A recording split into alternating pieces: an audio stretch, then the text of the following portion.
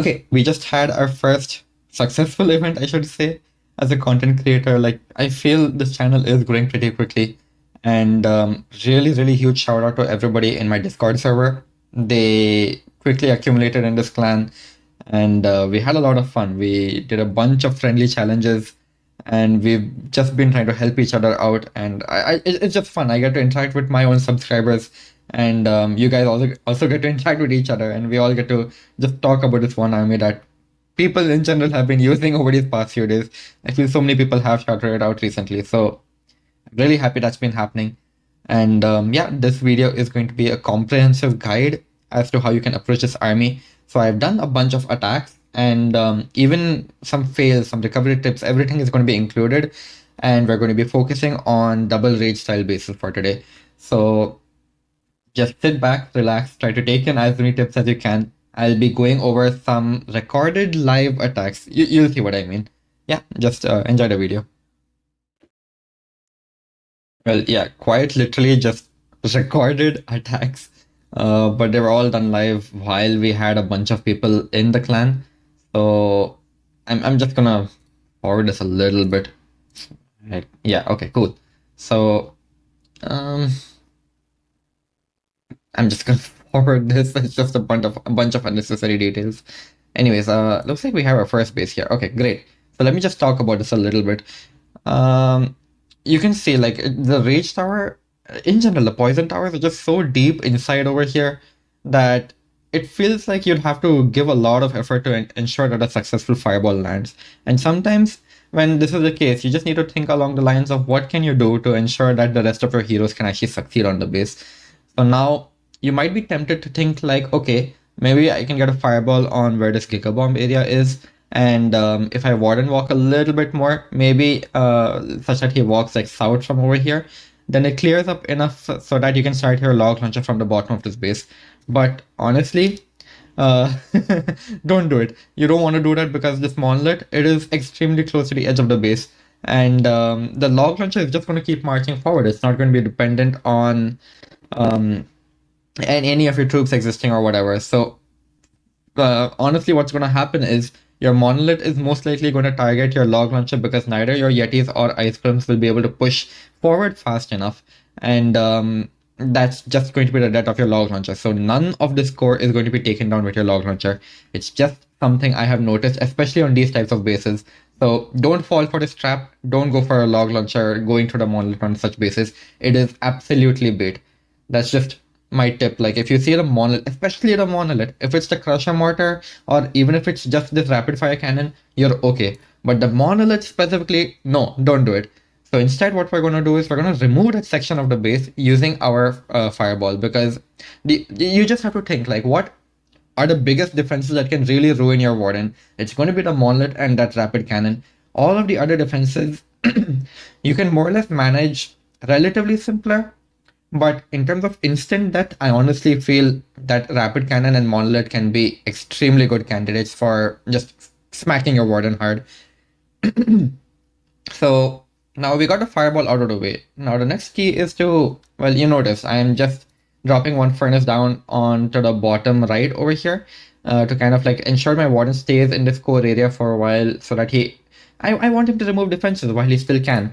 He's not really under any real damage. He doesn't need any spells. And I'm just thinking along the lines of, okay, looks like my warden is walking towards the right on this base, towards the enemy royal champion. So you know what? Let's start planning the next phase of this base. Usually, I would say, do I need a royal champ? You need to plan like royal champion, queen, and king, right?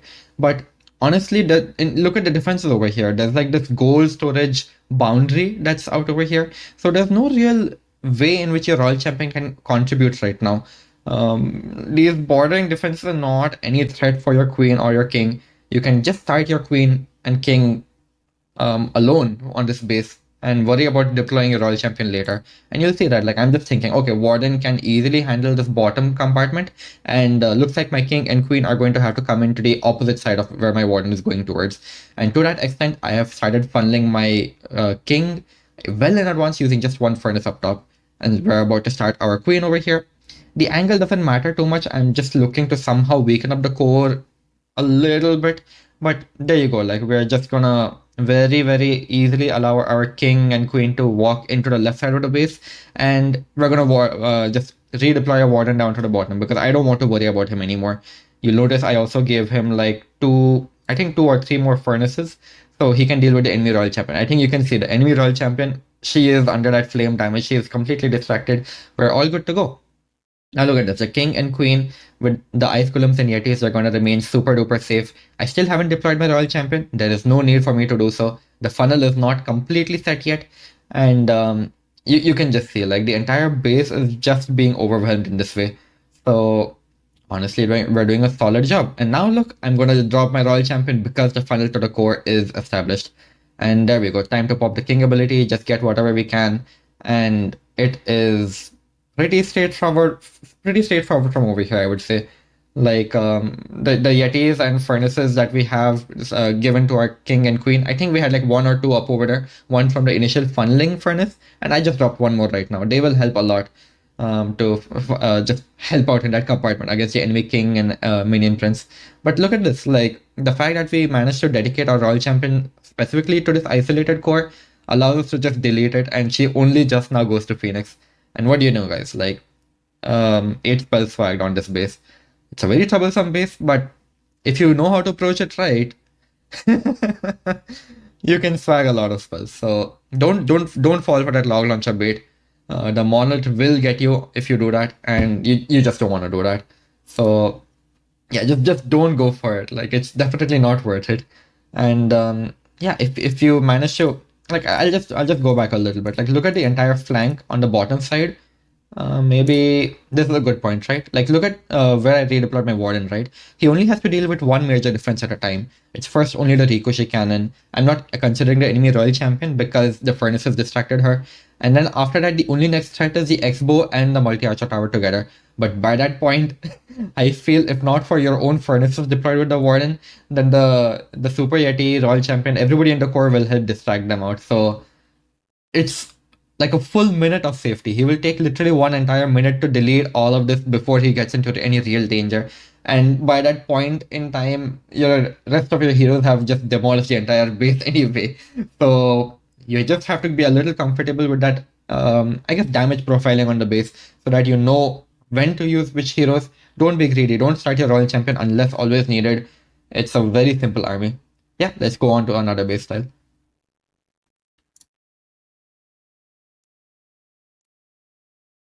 All right. Well, here's the second type of double rage base. It's the boxy kind. I say box style because the town hall is at the very end, and you can see it's literally box style. Like this was very popular for being dealt with using Super Bowlers back at Town Hall 15. I'm sure some of you OGs might remember, but yeah, this is just box style double rage. And how do you deal with this? It's pretty similar to some of the other rage style bases where I should say the rage compartments are accessible for a fireball. We don't have to fireball rage tower itself. Even for the ice block users, I can imagine this is extremely difficult to do on a phone, but luckily for us, it's lazy fireball time.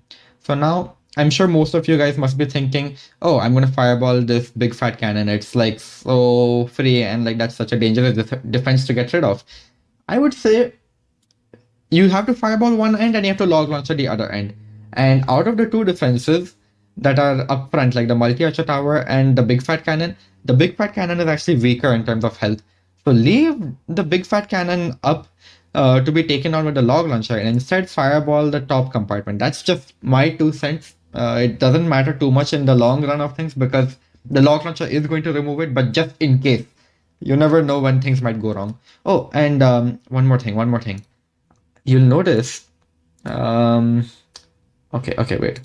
Uh, come on, go back. Yeah, I deployed a balloon before I started my warden, and that's because whenever I see these open areas, right, I have been caught by some people sometimes just placing all five of the Teslas over there. So just place one balloon anytime you're going to drop your warden in suspiciously open areas like this, and you never know. You might just catch an entire Tesla farm, and that the Tesla farm can kill your warden. Forget wasting your fireball. It literally kills your entire warden. So you don't want that happening. So always place a balloon down first if you're gonna place your warden down in suspiciously open areas. That's all. and I think you can already see how I'm trying to plan for this to go through. The wall break at the bottom was for my king to eventually go into that area. So we're going to let our warden walk. I'm using one furnace over here. You'll notice just one furnace very specifically targeted on the right side of him so that I can get this fireball down on the multi-archer tower. I feel that is sufficiently good value. We'll get a good chunk of the rage tower out. Like, honestly, it's almost max value. The fire spitter, multi-archer tower, big deal, right? I'm not gonna get it down. Okay, fine, whatever. No worries. So now we are pretty good to go. How do you want to how do we want to plan the rest of this base? Simple. I'm gonna recall my warden away from where my heroes are gonna be coming in. So my heroes are gonna be coming in on the right bottom right area, like basically like around from 2 to 3 o'clock. So that means we're gonna place my warden on the exact opposite corner, which is like around 9 o'clock.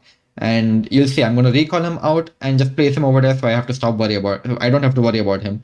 I'm realizing these rage compartments are also heavily baited with all sorts of bombs and stuff. I don't want to deal with it. Just place him out there. He is safe for at least long enough for me to start the rest of my heroes.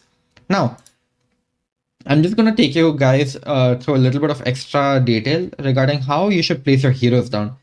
So on this one, you're gonna need your royal champion to complete this flank over here. You don't want to start your log launcher over the monolith. Instead, try to find a line for your log launcher which goes over this big fat cannon expo area. Like, imagine running over this entire cluster of defenses with the log launcher, as opposed to just these three defenses. There's two benefits. One is, well, obviously, it's such a big cluster of defenses that you're running over. Secondly, these defenses are so deep into the base that your log launcher will actually kill them before you start taking damage. So if you can protect your log launcher, then oh my god, you'll see. Like, this is how you can actually keep your heroes super duper safe for a very long time. We're gonna use our Yetis and remaining rocket balloons to tank for my own royal champion against the monolith.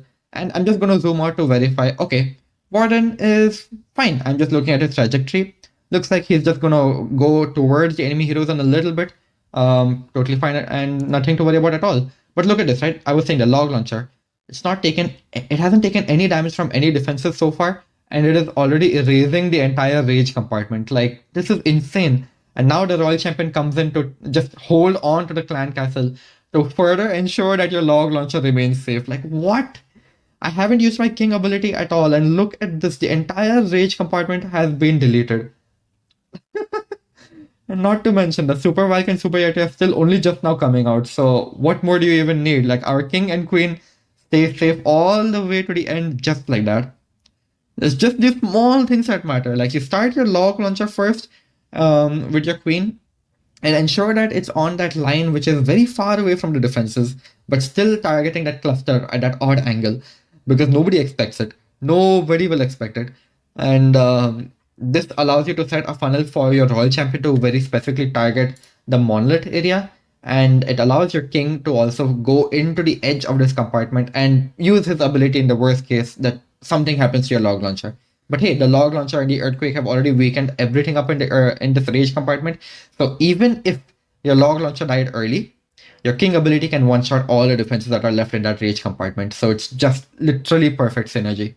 Can't ask for anything more than that. But hey, this specific attack was just an example of things going literally perfectly, where the log launcher takes no damage. And because our queen was started first, the log launcher established a funnel for the royal champion to handle core, and the king to establish. The king can kind of go around the base, and he'll just kind of like help tank with the help of the Yetis, giant, whatever, to just help the queen erase most of the other side of Rage Tower.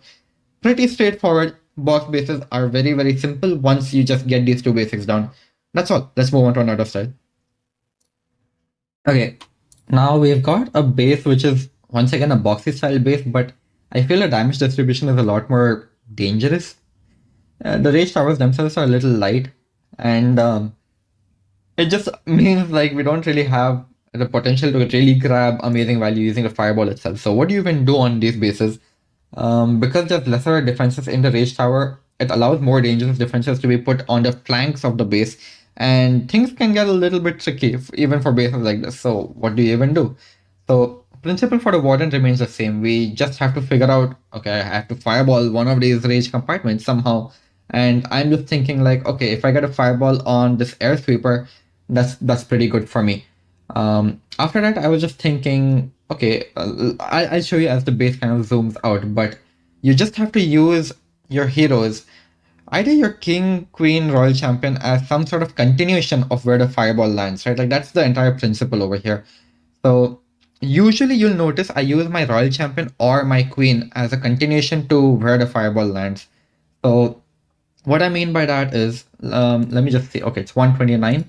Let's go back to where the base is shown. Okay, yeah.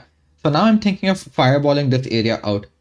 That means like I can see a natural line of defense over here, and I can just use my log launcher to clear it rather than using my royal champion over here. Because if I see a line of defenses to the town hall, I'm immediately thinking log launcher is going to be better. But if it's not going to be the case, it's instead like a distributed cluster. Then I would think like, okay, maybe royal champion might be better instead. So now you'll also notice this concept of cross tanking that I use over here. It's super helpful, but I'll talk about it later. Let's just go back to the attack. So I'll just fast forward this because it's a very simple fireball. Just distract queen using furnaces, let the warden walk a bit, and he is safe. I don't have to worry about him. So we'll just get the fireball on the air sweeper, and I believe that gives us the monolith as well, if I'm not wrong. Yeah, okay, so poison on the furnace and nice. Okay, we get the monolith out of the way. And Warden is still relatively safe, but I'm already thinking, you know what? I can if he's gonna stay here for a while, I can maybe start the other side. Oh yeah, I didn't even funnel the other side. So if this is another tip, if I'm a little late on funneling for the king in advance, then I use a Yeti in addition to a furnace because the furnace can be a little slow. So we just managed to pull the warden out, and now it is time for us to establish the funnel with our queen.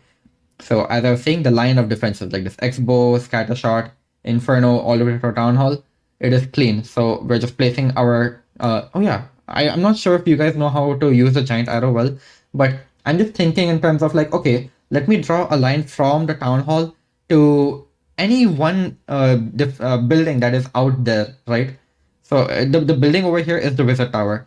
So just place your queen such that it connects that line between the wizard tower and the town hall, and you'll notice she was actually targeting the elixir collector first, and that's okay. Let her finish taking it out, and then pop your giant arrow. So that's just a small tip I guess I wanted to give. And now here's a tip about cross tanking I wanted to talk about. It is a very front loaded compartment over here, like insane minion prince, king, merge defenses up front, and it can be tricky, but that's okay. We're going to dedicate literally everything we have over here. But notice the order in which I placed my heroes. The king is furthest left, the queen is furthest right, and the royal champion is in the middle, right? So now just look at what happens over here. Now my royal champion is going to go towards the core. My queen will either follow my log launcher or the king, but look at this. Now my royal champion is in the middle, and now my king has his funnel to go into the last compartment up top over here. So all of them actually just come together so well. Like your royal champion remains protected. The ice golems ensure that your three heroes can go to work and quickly just evaporate those defenses. And finally, I did not use my royal champion ability until she actually helped in that cross tanking phase. So there you go. That's just about it. So now the Super Yeti, Super Valk are gonna come in clutch and come and finish the right side of the base. Royal Champion only just now went to Phoenix. My own king deleted the Rage Tower area completely immediately, and with the help of the my Royal Champion didn't go to Phoenix. Great, whatever. I'm just trying to show you guys, like it's such good synergy. It's insane. So you have to be able to understand like sometimes in the front loaded compartments, again, log launcher is not a good option because it's going to immediately die. So don't fall for that down the line symmetry. Instead, go for these odd angles where you have a bit of distance that a log launcher can cover. So it kills the defenses before the defenses kill your log launcher. That's about it. And again, the order in which I place my heroes, order as well as location, matters so much. Like King definitely went up because he had nowhere right to go. The Queen took care of the entire right side. The Royal Champion also helped out with her aura to deal with ground skellies, anything that may have popped up, and everything just forced my King to walk into this compartment. That funnel with the Yeti and furnace ensured it even more. So just very small things to ensure that your heroes get the maximum value It goes an extremely, extremely long way, and you can see it. I start swacking spells like crazy for just these small things. Let's just keep moving.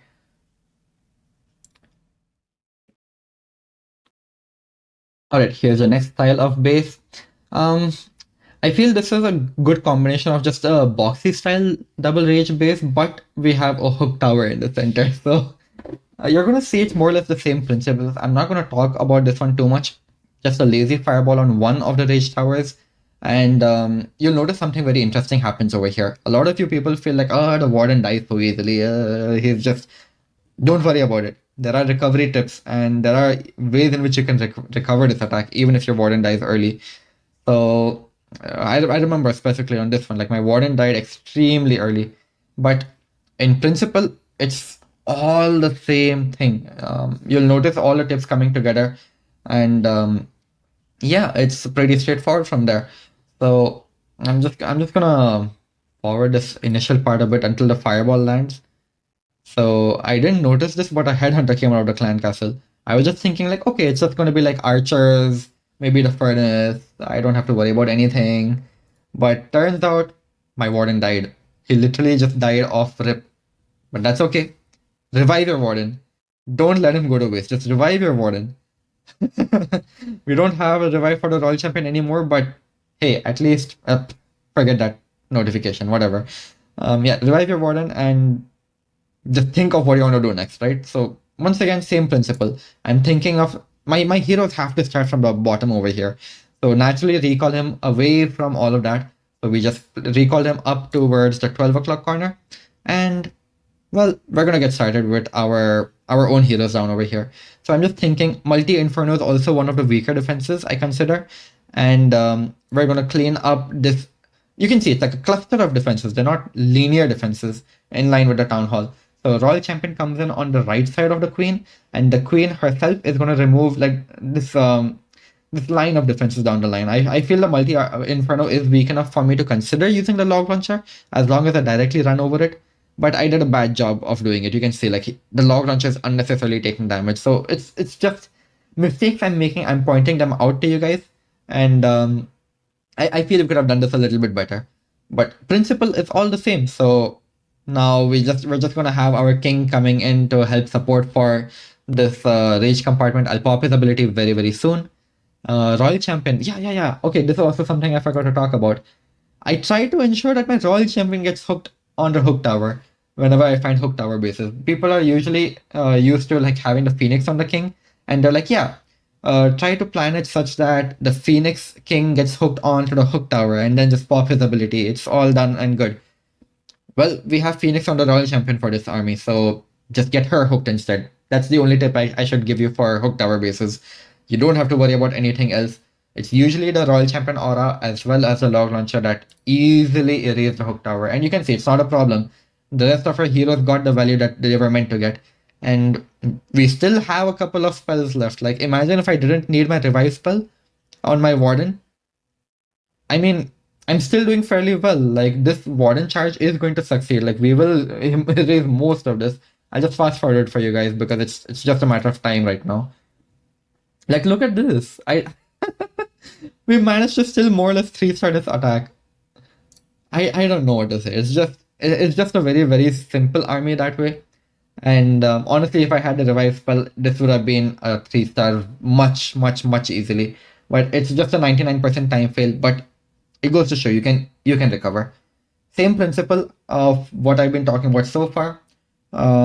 Just pay attention to how you want to use your warden and recall him away from the rest of your heroes. And I think now you guys are understanding a little bit more regarding okay, when to use a log launcher in a certain spot, when to use my royal champion in a certain spot, when to hold her off. It's all pretty straightforward. Like again, like this is the entire base layout, right? This is just a cluster of defenses. They're not in line with the town hall. The only reason why I am considering using the royal champion off to the rightmost flank instead of the queen on this one. That's all. Maybe I have like one or two more bases for you guys. Let's just go through them. All right, here's the last base style, and let me rewind it a bit so that you guys can see what the base looks like. Uh, Yeah, it's a typical kind of base. I can't pause it in time. Yeah, it's a typical kind of base where you have an isolated town hall and you have these rage compartments very far away from each other. So same principle for these ones. It's an exposed rage tower. Might as well go for the fireball on it. In terms of preference, I would say try to remove an area the rage area that has the crusher mortar. Like aim your fireball such that you get the crusher mortar out. On this one, I cannot directly get the crusher mortar out, but you'll notice I use my fireball such that I am able to ward and walk into the crusher mortar because that one defense is the only thing that can really ruin this attack super duper bad. Your warden has to deal with it. You cannot depend on your other heroes too much to deal with it. Maybe your royal champion can deal with it, but just don't let your queen, king, or log launcher area walk into the crusher mortar. I should say, log launcher running over crusher mortar. Okay, royal champion going into crusher mortar also okay, but just try not to deposit most of your yetis and king into the crusher mortar. That thing deletes all of them at the same time. So it's better to deal with it using as isolated of an approach as possible. So that's why I'm preferring like okay, like Royal Champion and Warden Walk most of the time. So it's the same principle once again. Now we've got the fireball down on this rage tower, right? My goal is to try and use my king ability on the second rage tower, which is all the way on the opposite side of this base. So how can I clean all of what is remaining such that I can make my king get there? That is what I'm thinking of right now. So you can see I'm like very delicately placing my rocket loons, yetis to try to clean some defenses over here. And I'm thinking, okay, the enemy king is also protecting this flank. So it is going to be a little bit difficult to send my royal champion directly into him. However, there's so much of value left on this 12 o'clock corner next to the town hall that it makes it worth sending the royal champion from the top side. And that's exactly what I'm going to do. So that's one thing that's set. Remember, it's a cluster of defenses. They're not exactly lined up. That's why Royal Champion goes to the 12 o'clock area. And you know what? The only thing that will be honestly left, I'm expecting my Royal Champion to be in Phoenix mode by the time she reaches this multi Inferno Tower. So I can honestly just get a line going from the air defense, running over both the multi archer tower and export to the town hall. And that's it. That's more or less what is going to be responsible for covering the entire flank. And once again, you'll see that tip of how I waited for the queen before shooting her giant arrow. Like I placed her such that it creates this more or less line between where she is and the town hall. And look, the giant arrow. I'm not expecting a perfect giant arrow all the time, but hey, if I can get it down, then that reduces like the need for 2 to 3 logs, which is insane work. So as I was saying, Warden is safe until he more or less has to deal with the clan castle.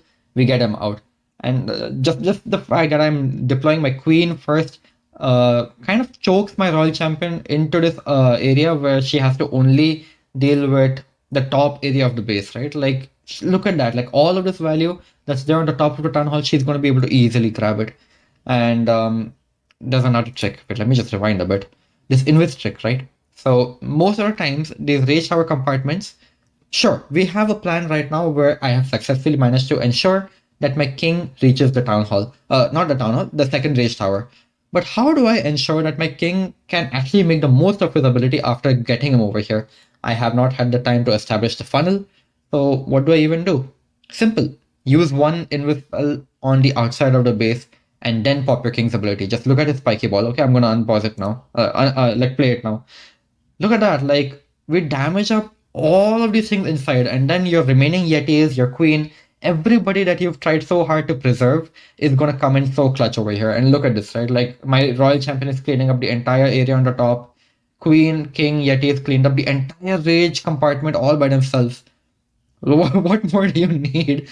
So yeah, that king is just enemy king. I don't know what he's doing, but look at this, right? Like the royal champion got what she was meant to get. Log launcher got what it was meant to get. All in all, not too shabby at all. We still have a rage. We still have the revive for the royal champion. I will end up using it because I feel like in terms of timing, I was a little bit messy as to how I approach this base, but it's all good. That rage, as long as it's preemptive, he can handle so much of damage. I swear. Like, look at this, right? He's going to be totally okay. And we're going to revive our royal champion so that the fire spitter damage eases off. And the furnaces are going to town on the town hall anyway. Hey, it's a done deal. Like, there's no more defenses left. So not bad at all. We'll happily take this any day of the week. Like it's just some small things that have to come together in order to ensure that you can like remove areas of the base. And more importantly, also notice how these plans, right? I'm looking at very broad areas of the base for each hero to handle. I'm not trying to crowd them together too much. And that's just because that's how capable they are. Your royal champion, look, right? She has like a few Yetis in front of her, which drop Yeti mites to weaken defenses and tank for her. So her spears can go to work, and with the help of Yeti mites, she already removes some things. After that, she further goes into the base, deals with maybe an enemy hero, and she still has her health to push through some defenses. And finally, she has her Phoenix mode to carry her further even more. And that's three phases for the Royal Champion itself. Even for the Queen, Giant Arrow plus Log Launcher. Phase 1. Phase 2, the log launcher itself goes to work um, deeper into the core and drops Yeti somewhere. And then phase 3, your queen itself is alive with a Frosty and joins up with the rest of your Yeti's king somewhere. These guys are capable of so much on this base, so do not crowd them together. Just try to use all the replays I've shown in this video, and you'll see like each of your heroes are so capable. I think that is probably the most important point. Don't place them too close to each other. They can grab so much of value, and honestly, because there's so much of splash on the base, keeping them so far away from each other does not allow the splash damage to go to work on you. That's just how I feel. So I think that's all I had for you guys today. Yeah, we can get back to the game. Let me just switch it over. Yeah, yeah. I think that's all I had for you guys today. I have another account in Legends as well now. We're doing pretty good for now. Um, let's see. I still have my attacks to do, but I think that's all I have for you guys for this specific video. So I hope you guys did enjoy that. Please leave some feedback if you have any, and if you want to be a part of these events, join my Discord server. The link is in the description. Yeah, that's all I have. I'll see you guys in the next one. Take care and peace.